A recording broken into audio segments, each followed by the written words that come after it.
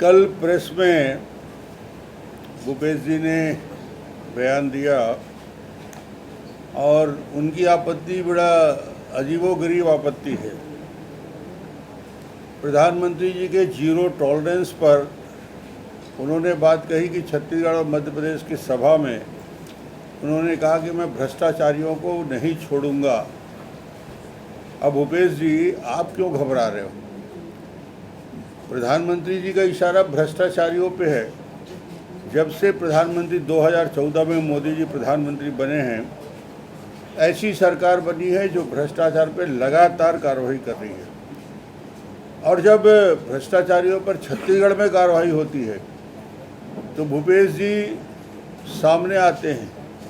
और जब कोयला घोटाला, शराब घोटाला के मामले जब प्रकरण बनते हैं तो कांग्रेसी पंजा उनके संरक्षण में सामने आता है। तो ये तो कार्रवाई होगी ही और हो रही है, इसमें परेशान होने की ज़रूरत नहीं है। प्रधानमंत्री ने पहले दिन से ही लक्ष्य बनाए हैं। एक बात लगातार वो 2018 के बाद उनके हर प्रेस कॉन्फ्रेंस में 18, 19, 20, 23 आ गया, हर महीने एक बार इस मुद्दे को दोहराते हैं। और वो मुद्दा रहता है कि डॉक्टर रमन के संपत्ति बढ़ी है। हर बार ये प्रेस में इनका बयान आता है। मुझे लगता है कि मुख्यमंत्री जी को इसके पहले भी शायद उनकी याददाश्त कमज़ोर होती जा रही है। बिलासपुर के हाई कोर्ट का फैसला सर्वोच्च न्यायालय ने दिया और 18 के बाद लगातार जिस मुद्दे को उठाते रहे हैं, न्यायालय का फैसला क्या आया उसके बाद भी वो रिपीट और रिपीट करते हैं। यानी न्यायालय, उच्च न्यायालय पर भी भरोसा भूपेश बघेल को नहीं है, जबकि उच्च न्यायालय ने स्पष्ट तौर से अपने फैसले में कहा, डबल बेंच का ये फैसला था, ये आरोप तथ्यहीन, निराधार और राजनीति से प्रेरित बता के खारिज कर दिया। अब हाई कोर्ट ने जब रिजेक्ट कर दिया, उसके बाद भी 2018 से वही राग अलाप रहे। हर महीने प्रेस में डॉक्टर रमन की संपत्ति की बात होती है। इससे बड़ा और कौन सा मंच मिलेगा जहाँ पे जांच के बाद, और इसमें आपको बता दूं 2003 का इलेक्शन, 8 का इलेक्शन, 13 का इलेक्शन, ये सारे इलेक्शन जिस आधार पे आरोप लगाते हैं, चुनाव आयोग इसका हिसाब लेता है। और चुनाव आयोग को शंका होता है तो ये सारा आईटी डिपार्टमेंट को जाता है। मगर इस पूरे मामले में जो ग्रीन चिट, जो चिट मिला है, वो स्पष्ट रूप से मिला है कि 3 का और 8 का, 13 के सभी जांच करने के बाद चुनाव आयोग ने स्पष्ट रूप से कह दिया कि इसमें कोई कमी नहीं है, इसमें कोई दिक्कत नहीं है। इसके बाद भी वो बोलना नहीं भूलते। शायद आने वाले 4 महीने तक भी लगातार इस बात को दोहराते रहेंगे। वो उनकी आदत का हिस्सा बन गया है। दूसरा विषय जिसके बारे में उन्होंने आपत्ति दर्ज की थी और प्रधानमंत्री ने स्पष्ट रूप से आरोप लगाते हुए बात कही थी, प्रधानमंत्री के बयान थे कि 19 से 23 के बीच 2161 करोड़ का घोटाला भूपेश सरकार ने किया।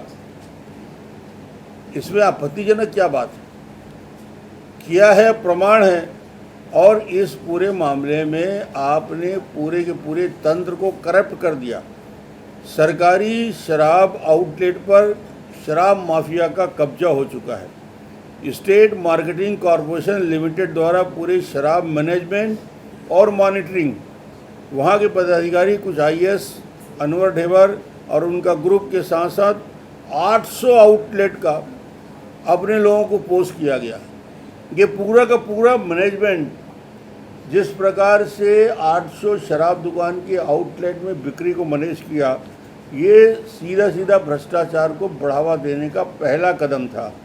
दूसरा कदम, नकली होलोग्राम से माध्यम से 30% से ज़्यादा शराब वो 800 आउटलेट में बिक रहा है। देखिए कितना बड़ा षड्यंत्र है कि एक तो अपने लोगों को एजेंसी बैठा के 800 दुकानों में बैठा दिया और बैठाने के बाद उस नकली होलोग्राम का उपयोग करते हुए बिना टैक्स पटाए सरकार का रेवेन्यू लॉस, वो बोलता है ना नुकसान कहाँ हो रहा है। अरे भाई 30% शराब बिना होलोग्राम के निकाल रहे हो, अवैध रूप से आउटलेट में बेच रहे हो, इस विषय को लेकर आप देखने चाहिए।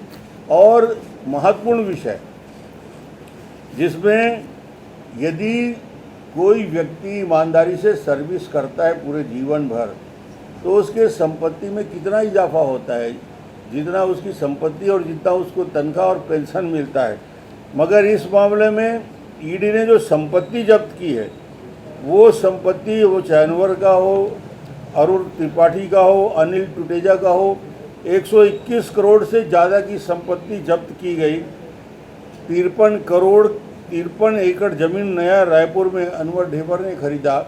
ये रातों रात पैसा कहाँ से आया? शराब के ही पैसे का उपयोग किया। और सबसे बड़ी बात जो ईडी ने अपनी चार्जशीट में दिया, उन्होंने कहा इस चार्जशीट का वो शब्द महत्वपूर्ण है मीडिया के लिए और छत्तीसगढ़ वासियों के लिए, टॉप पॉलिटिकल एग्जीक्यूटिव का जिक्र किया है। मेरी समझ में किसी प्रदेश का टॉप पॉलिटिकल एग्जीक्यूटिव वहाँ का मुख्यमंत्री होता है, तो क्या टॉप पॉलिटिकल एग्जीक्यूटिव को शंका के घेरे में ईडी के पूरे जांच में इशारा उधर हो रहा है, तो क्या उस दिशा में राहुल गांधी जी मुख्यमंत्री के ऊपर कार्रवाई करने की हिम्मत करेंगे? क्या भूपेश बघेल के ऊपर कार्रवाई करने की ताकत है? तीसरा विषय जो प्रधानमंत्री जी के ऊपर आरोप लगा है, इनका इतना ही समझ धान की खरीदी में, अभी उसके बारे में झूठा कौन प्रधानमंत्री जी के ऊपर आरोप लगाने की हिम्मत करते हैं, मगर ये नहीं समझ है कि धान और चावल में कितना फ़र्क है। एफसीआई जो होती है केंद्रीय पूल में चावल लेती है, धान नहीं लेती भाई। धान अलग होता है और चावल अलग होता है, और जो केंद्र सरकार द्वारा भुगतान किया जाता है वो भुगतान चावल पर किया जाता है। इन्होंने आरोप लगाया था 18-19, 19-20, 20-21 में और 21-22 में धान खरीदी हुई। 18-19 में 80 लाख मेट्रिक टन धान खरीदी हुई। 67% चावल बनता है धान का, 67%। 100 क्विंटल में 67 क्विंटल धान का चावल हो जाता है, बाकी भूसे निकल जाते हैं। तो 67%, यदि 18-19 में 80 लाख मेट्रिक टन हुआ तो 53 लाख मेट्रिक टन चावल बना। चावल का 45 लाख मेट्रिक टन तो केंद्र ने खरीद लिया भाई, 80% खरीद लिया। अब बोलते हो खरीद नहीं रही केंद्र सरकार। 19-20 में 83.95, 83.95 लाख मेट्रिक टन खरीदा। इसका चावल बना 56 लाख मेट्रिक टन। इसका 97%, 54.98, 54.98% चावल को केंद्रीय पूल में खरीद लिया गया। इसके बाद ये आरोप लगाते हैं कि खरीद नहीं रही, पैसा केंद्र का जाता है। 20-21 में 90 लाख मेट्रिक टन चावल में से 61 लाख यानी 67% चावल, जिसमें से 70% केंद्रीय पूल में लिया।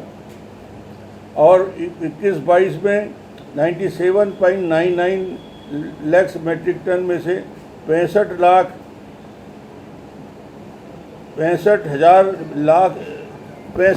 मेट्रिक टन में से 51.73 लाख मेट्रिक टन, 78%। अब चावल पूरा का पूरा केंद्र सरकार खरीद रही है, पूरा पैसा दे रही है। इनको ये कहने में आपत्ति क्या है कि 80% पैसा धान का किसानों को छत्तीसगढ़ के केंद्र की सरकार दे रही है। और ये प्रमाणित हो जाता है इन आंकड़ों में कि केंद्र सरकार जो पैसे दे रही है वो चावल के लिए देती है, धान नहीं खरीदती। भूपेश जी धान के आंकड़े बता रहे, कल भ्रमित करने का प्रयास कर रहे थे। मुझे लगता है कि इस प्रकार के भ्रम पैदा करने की जिस स्थिति बनी हुई है और इस भ्रम को दूर करने का उपाय ये, भूपेश जी ने कहा कि मोदी जी आए, भाषण दे के चले गए। मैं मोदी जी के साथ, भूपेश बघेल जी के साथ उस मंच में मौजूद था जहाँ पहला कार्यक्रम हुआ, सरकारी कार्यक्रम। उस सरकारी कार्यक्रम में भाषण देने वाले प्रधानमंत्री जी थे, भूपेश जी ने भी भाषण दिया। वहाँ प्रधानमंत्री जी को धन्यवाद दिया सौगात के लिए, रेलवे के लिए, नेशनल हाईवे के लिए 7,600 करोड़ की सौगात दे के गए हैं। और अब बोल रहे हैं कि झुनझुना पकड़ा दिया। अरे भाई, झुनझुना तो कांग्रेस पार्टी ने टी.एस. सिंहदेव को 100 दिन का उप मुख्यमंत्री बन के पहना लगा दिया। झुनझुना तो भूपेश जी टी.एस. सिंहदेव को पकड़ा है। प्रधानमंत्री तो 7,600 करोड़ के प्रोजेक्ट का लोकार्पण और शिलान्यास के लिए आए हैं। सवाल इस बात का है कि प्रधानमंत्री जी इस देश में और इतिहास में सर्वाधिक ईमानदार, बेहतर काम करने वाले और दुनिया जिसको मानती है, उस प्रधानमंत्री के ऊपर इस प्रकार की टिप्पणी करना उचित नहीं मानता। लेटेस्ट न्यूज़ के लिए सब्सक्राइब करें और न्यूज़ अपडेट्स के लिए बेल आइकन पर क्लिक करें।